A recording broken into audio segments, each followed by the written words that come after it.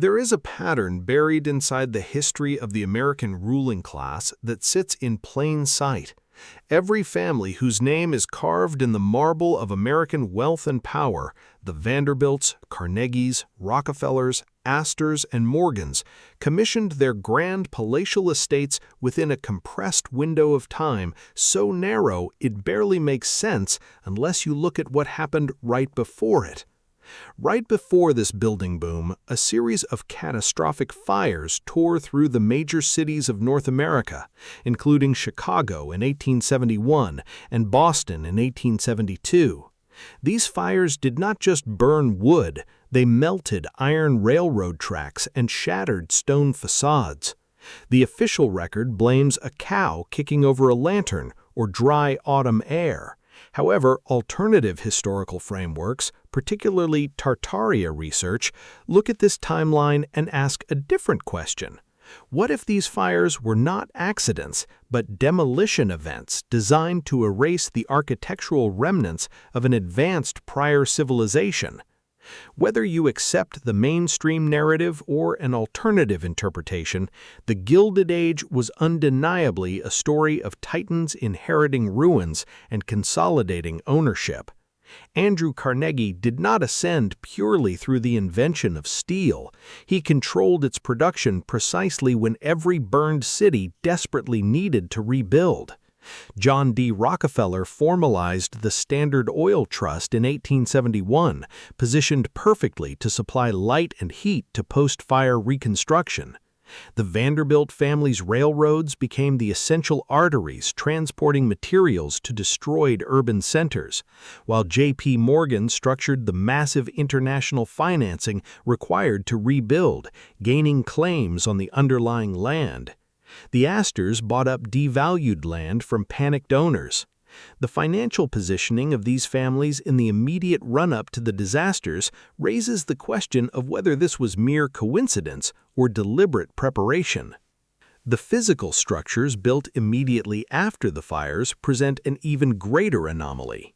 In a span of roughly 20 years between 1880 and 1900, the American wealthy class completed a collection of mansions so technically demanding that construction historians struggle to explain how they were achieved with the labor and transport of the era. The Biltmore Estate in North Carolina, completed in 1895 for George Washington Vanderbilt II, spanning 250 rooms of highly intricate stonework, remains the largest privately owned home in the United States. The Breakers in Newport, Rhode Island, featuring African marble, columns of alabaster, and a 45-foot coffered ceiling, was completed in just 11 months. In Europe, stonemasons capable of such precision belonged to centuries-old guild traditions. In 1890s America, no such lineage existed. While mainstream history attributes this to imported European craftsmen, the sheer volume of simultaneous construction across dozens of estates implies a workforce missing from immigration logs. This leads alternative researchers to suggest that parts of these estates were not built from scratch, but existing structures absorbed, renovated, and claimed as new.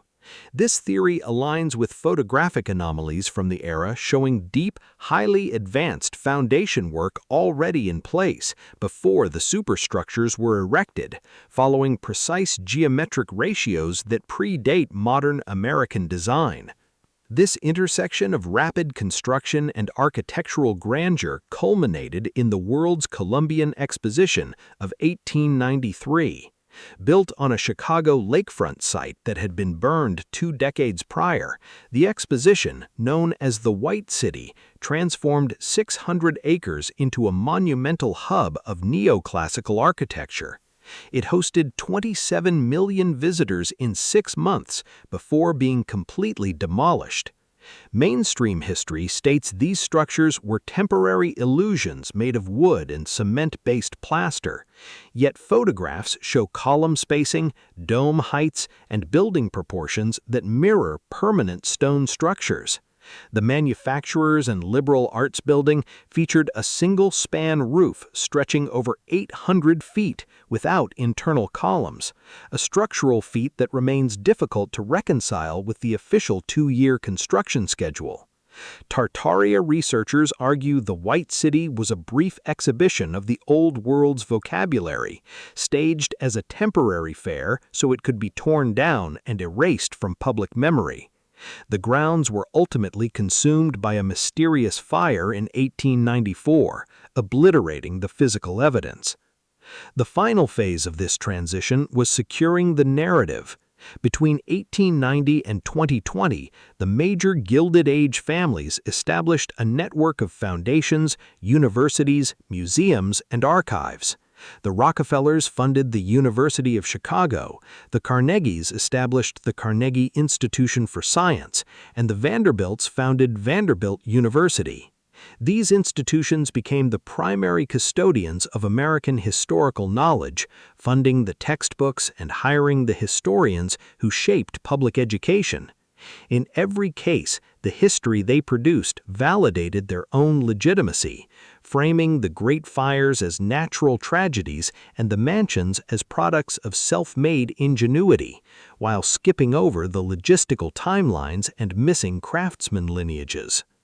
The correlation between the sudden destruction of historic urban fabric and the rapid rise of an oligarchic class remains a clear physical sequence. The mansions still stand as physical claims on the landscape.